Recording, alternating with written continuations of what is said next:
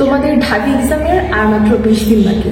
এখন এই লাস্ট 20 দিনে কিভাবে ইংলিশের প্রিপারেশন নিব, এটা তোমাদের অনেকেরই কোয়েশ্চেন। এতদিন হয়তো অনেকে ইংলিশ পড়েছো, বাট এই লাস্ট মোমেন্টে এসে কোন কোন টপিকগুলো আরো বেশি গুরুত্ব দিয়ে পড়া দরকার, আর কিভাবে পড়বো, কোনগুলোই বা মুখস্থ করবো, অথবা রিটেনের জন্য বা কি কি আসে বা কি কি পড়বো, তো সব থাকছে আজকের এই ভিডিওতে। হ্যালো এভরিওয়ান, আমি Aditi, welcome back to my channel. আমি বর্তমানে রয়েছি ঢাকা বিশ্ববিদ্যালয় অর্থনীতি বিভাগে। প্রথমে এক্সট্রিমলি সরি, আমি অনেক বেশি রেগুলার হয়ে গেছি ভিডিও আপলোডের ক্ষেত্রে। তোমরা আমার ব্যাকগ্রাউন্ড দেখে বুঝতে পারছো যে হ্যাঁ, আমি বাসায় নেই। আমি হলে ওঠার পর থেকে আসলে ভিডিওগুলো বেশি রেগুলার হয়ে গেছে, কারণ হলে ভিডিও রেকর্ড করা অনেক বেশি প্রবলেম। না রুমে রেকর্ড করতে পারছি, না বাইরে করতে পারছি, অনেক বেশি নয়েজ। আমি এখন আছি হলের মিউজিক রুমে, তো এখানে ফাঁকা ছিল, চলে আসছি। তো তোমাদের ঢাবি এক্সামের মাত্র 20 দিন বাকি আছে। আজকে 6 তারিখ, ও 20 দিনও নাই, তাই না? তো আর মাত্র 19 দিন বাকি। লাস্ট টাইমে তোমরা ঢাবি ইংলিশের জন্য কিভাবে প্রিপারেশন নিবা, তো এর জন্য আমি আবার সেম কতগুলো টপিক সিলেক্ট করে দিচ্ছি। দেখো, আমি প্রথমে তোমাদেরকে একদম বেসিক কিছু গ্রামার টপিকের নাম বলবো, দেন তারপরে আরো কিছু টপিকের নাম বলবো যেগুলো হচ্ছে তোমার ঢাবির জন্যও লাগবে, কিন্তু এগুলো অনেক ছোট ছোট টপিক যেগুলো তুমি ধরো একদিনে বসায় সব শেষ করে ফেলতে পারবো। দেন মুখস্থ পাঠের কিছু টপিক, আর অন্যান্য ইউনিভার্সিটি যেমন লাগে সেগুলো কিছু টপিক। তো প্রথমে যদি একদম বেসিক টপিকগুলো দিয়ে আলোচনা শুরু করি, তো প্রথমে তোমার যে স্পিচের মধ্যে তোমার লাগবে নাউন, প্রোনাউন, ভার্ব, অ্যাডজেক্টিভ। এই চারটাই মোটামুটি লাগে, বাকিগুলো খুব একটা দরকার হয় না।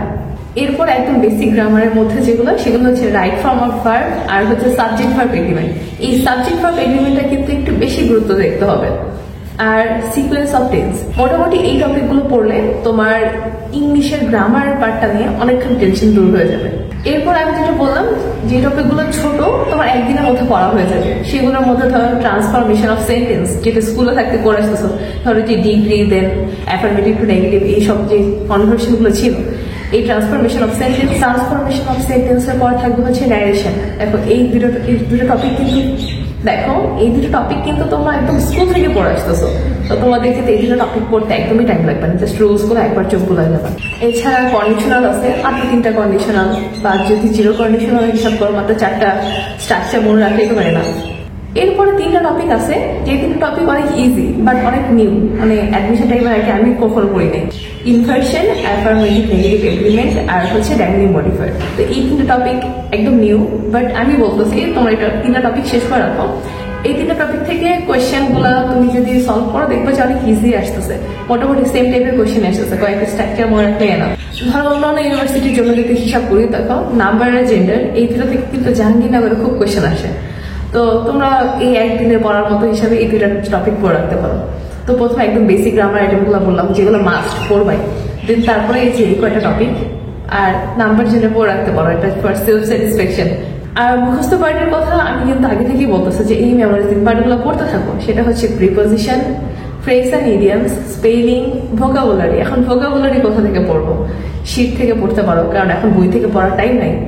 আর রিটেন প্রিপারেশনের জন্য তোমাদেরকে আমি আগেই বলছিলাম প্যারাগ্রাফের কথা, কারণ প্যারাগ্রাফ কিন্তু প্রত্যেক বছর একটা করে আসতেছে। তো এই প্যারাগ্রাফের জন্য ভালো করে প্রিপারেশন নিতে হবে, 10 মার্কের একটা প্যারাগ্রাফ থাকতেছে। আর সেন্টেন্স মেকিং এর কথা বলছি, সেন্টেন্স মেকিংও প্রায় প্রত্যেক বছরই দিচ্ছে। এটা একদম কনফার্ম না হলেও প্রায় 90%ই আসার চান্স থাকে। তো সেন্টেন্স মেকিং সব টেক্সচুয়ালি আসতেছে। প্রত্যেক টেক্সট বুকের প্রত্যেক লেসন ইউনিটের শেষে যে ওয়ার্ডগুলো থাকে, বা টেক্সট বুকটা ভালো করে পড়লে হয়ে যাচ্ছে। এখন টেক্সট বুকের কি পড়বো? টেক্সট বুকের এখন লাস্ট টাইমে চলে আসছে, যে ইউনিটগুলোতে সবচেয়ে বেশি প্রবলেম, সেই ইউনিটগুলো তুমি এখন 2-1 করে পড়ে ফেলতে পারো, তাহলে তোমার কাছে সাইডটা বেশি ইজি লাগবে। অ্যান্ড তোমাকে হচ্ছে এই যে পয়েমগুলো আছে, যে কবিতাগুলো আছে, সেই সবগুলো কবিতার এক্সপ্লানেশন গুলো একটু দেখবো অনেক কবিতা আছে যেগুলো হচ্ছে শর্ট সিলেবাসের বাইরে, কিন্তু এই শর্ট সিলেবাসের বাইরের কবিতাগুলোর এক্সপ্লানেশন তুমি বইও পেয়ে যাবা, তো একবার করে পড়ে রাখো, কারণ যদি দিয়ে দেয় তখন কি করবা। আর বইয়ে দেখবা কিছু ফিল ইন দ্য গ্যাপস আছে, ফিল ইন দ্য গ্যাপস দেওয়ার রেকর্ডে কিন্তু ঢাবির ইতিহাসে আছে। তো fill in the gaps with close, without close তুমি ভালো করে দেখে রাখো। তোমরা যদি এই টপিকগুলো ঠিক মতো শেষ করতে পারো, তোমার ঢাবি ইংলিশ নিয়ে আর কোনো সমস্যা হবে না আমার কাছে মনে হয়, কারণ আমি এই টপিকগুলোই ঘুরে ঘুরে অনেক বেশি করে পড়ছি। তোমাদের যদি পরীক্ষার হল সংক্রান্ত কোনো কোয়েশ্চেন থাকে, সেগুলো আমি আমার ইনস্টাগ্রামে স্টোরিতে একটা কিউএনএ দিয়ে দিব, তোমরা চাইলে সেখানে তোমাদের কোয়েশ্চেন করতে পারো। তো তোমরা আমাকে যারা এখন ইনস্টাগ্রামে ফলো করতে পারো নাই, আমি অনেক ফলো রিকোয়েস্ট পেয়েছি, সবার অ্যাকসেপ্ট করা হয় না এখনো, তো তোমরা আমাকে ইনস্টাগ্রামে ফলো করতে পারো। আমার ইনস্টাগ্রাম আইডি হচ্ছে অদিতি ঘুমায়, তো আমি নিচে দিয়ে দিচ্ছি। আর ডিসক্রিপশন বক্সেও দিয়ে দিচ্ছি, তোমরা আমাদের এখানে ফলো দিতে পারো। আমি দেখলাম আমার ইনস্টাগ্রামে অনেক মেসেজ রিকোয়েস্ট এসেছে, আসলে আমি সবার মেসেজ চেক করে রিপ্লাই করতে পারিনি, আর আমার কাছে মনে হয় যে আমি যদি সিন করে রেখে দিই আমার নিজের কাছে খারাপ লাগে। আমি ট্রাই করি যে যার মেসেজ সিন করে তার রিপ্লাই যেন করে রাখি, তো এই জন্য অনেক সরি। বাট আমি তোমাদের মেসেজগুলো পাচ্ছি, আমার অনেক ভালো লাগতেছে।